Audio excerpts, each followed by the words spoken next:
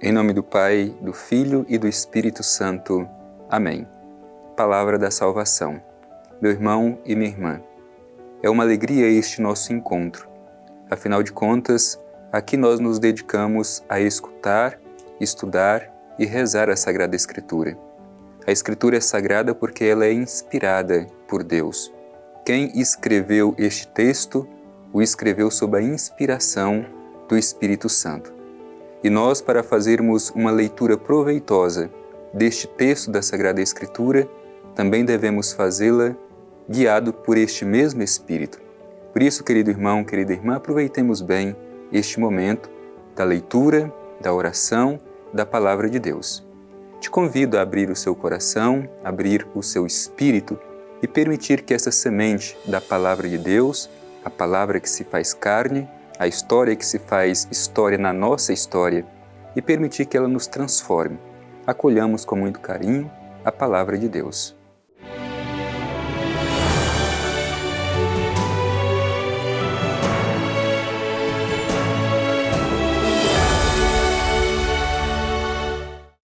Proclamação do Evangelho de Jesus Cristo segundo Mateus. Glória a vós, Senhor. A partir dessa época, Jesus começou a mostrar aos seus discípulos ser necessário que fosse a Jerusalém e sofresse muito por parte dos anciãos, dos chefes dos sacerdotes e dos escribas, e que fosse morto e ressurgisse ao terceiro dia.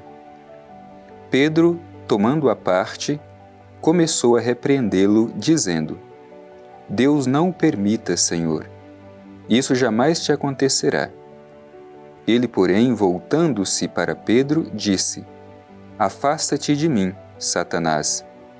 Tu não me serves de pedra de tropeço, porque não pensas as coisas de Deus, mas as dos homens. Então, disse Jesus aos seus discípulos: Se alguém quer vir após mim, negue-se a si mesmo, tome a sua cruz e siga-me. Pois aquele que quiser salvar a sua vida, a perderá. Mas o que perder sua vida por causa de mim, a encontrará. De fato, que aproveitará ao homem ganhar o mundo inteiro, mas arruinar sua vida? Ou o que poderá o homem dar em troca de sua vida? Pois o Filho do Homem há de vir na glória do seu Pai, com os seus anjos, e então retribuirá a cada um de acordo com o seu comportamento. Palavra da salvação. Glória a vós, Senhor. Meu irmão e minha irmã, tendo escutado esse trecho do Evangelho da Sagrada Escritura, agora eu te convido para que juntos nos dediquemos a fazer a nossa reflexão à luz da palavra que terminamos de escutar. Estamos no Evangelho de São Mateus. Jesus já tinha tomado a decisão de, com os seus discípulos, subir a Jerusalém.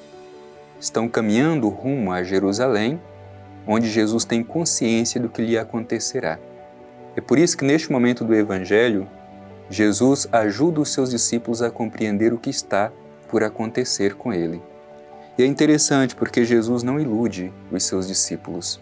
Jesus é muito claro sobre o seu destino. Por isso faz o anúncio da sua paixão.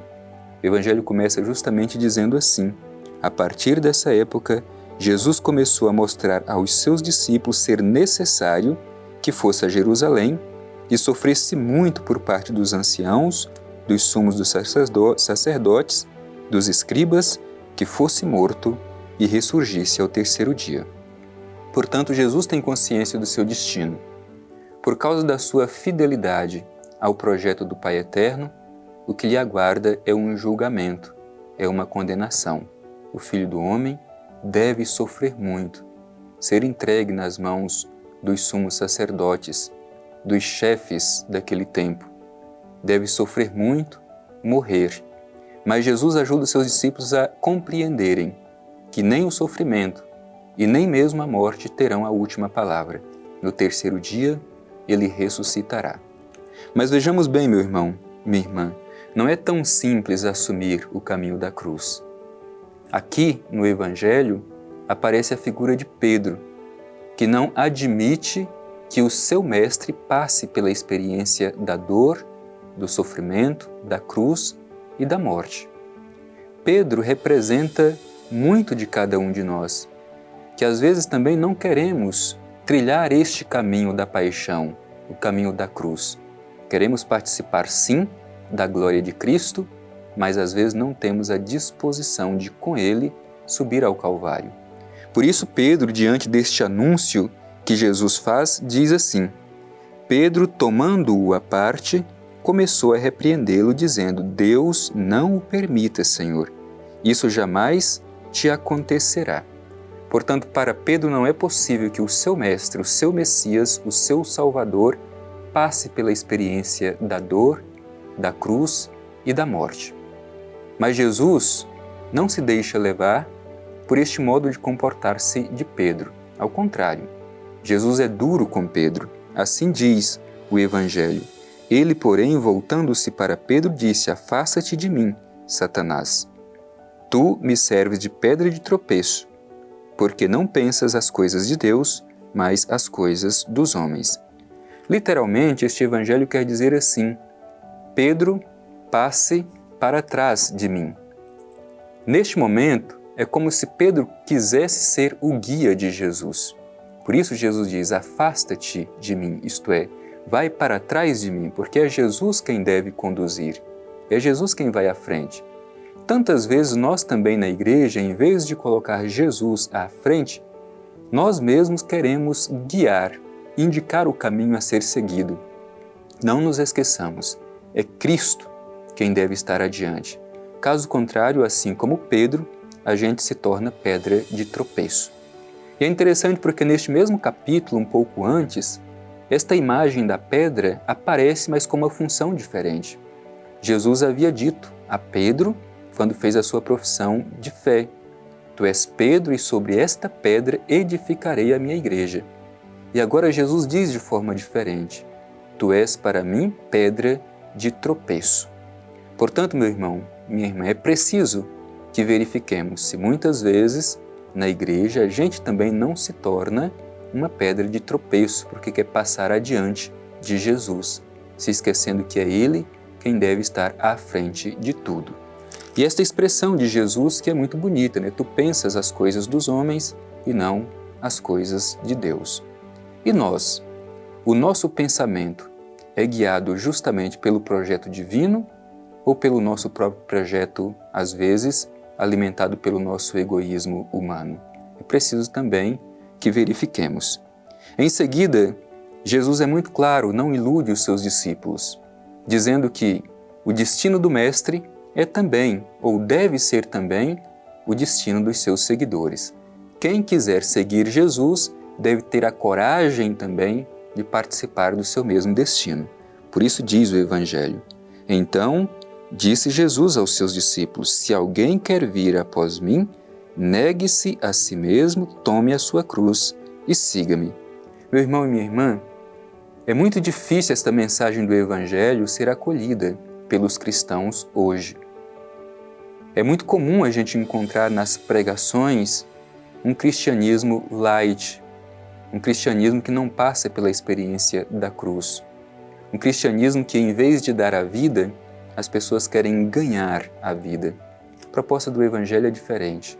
Jesus é muito claro em dizer: quem quiser me seguir, aliás, é uma condicional, se alguém quiser me seguir, ninguém é obrigado, mas se alguém quiser seguir, renuncie. O caminho do seguimento de Jesus é o caminho da renúncia, da abnegação.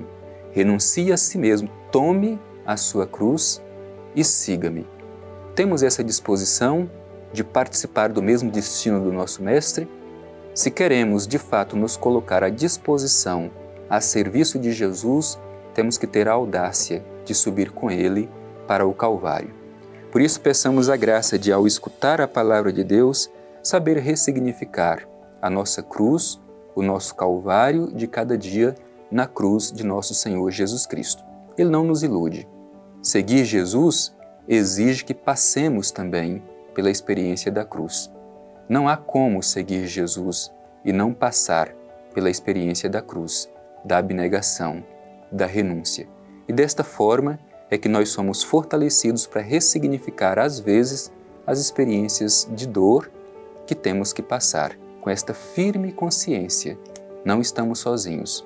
Temos um Deus por nós, e assim como Ele venceu a dor, a cruz e a própria morte, unidos a Ele também nós venceremos as nossas limitações do nosso cotidiano. Que sejamos alimentados sempre por esta mensagem do Evangelho.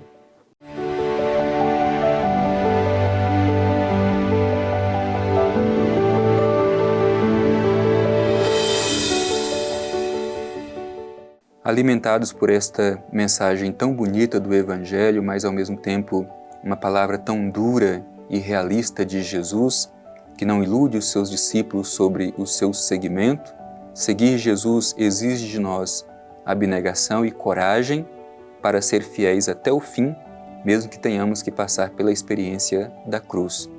Não há como seguir Jesus deixando de lado o caminho do Calvário. Por isso queremos concluir este nosso momento de escuta da Palavra de Deus, de oração à luz da Sagrada Escritura, justamente nos colocando diante do Pai Eterno e fazendo a nossa prece de gratidão. Divino Pai Eterno, Deus de amor, Deus de bondade e misericórdia, te pedimos no dia de hoje a força do Teu Espírito Santo para que sejamos encorajados a seguir Teu Filho Jesus até as últimas consequências, levando conosco todos os dias a nossa cruz, ressignificando-a na cruz de nosso Senhor Jesus Cristo. Te pedimos, ó Pai Eterno, esta graça de entusiasmados e cheios de esperança, sempre anunciar o Evangelho de Jesus Cristo a todas as pessoas. Assim seja. Amém. O Senhor esteja convosco, Ele está no meio de nós. Abençoe-vos o Deus Todo-Poderoso, Pai, Filho e Espírito Santo. Amém.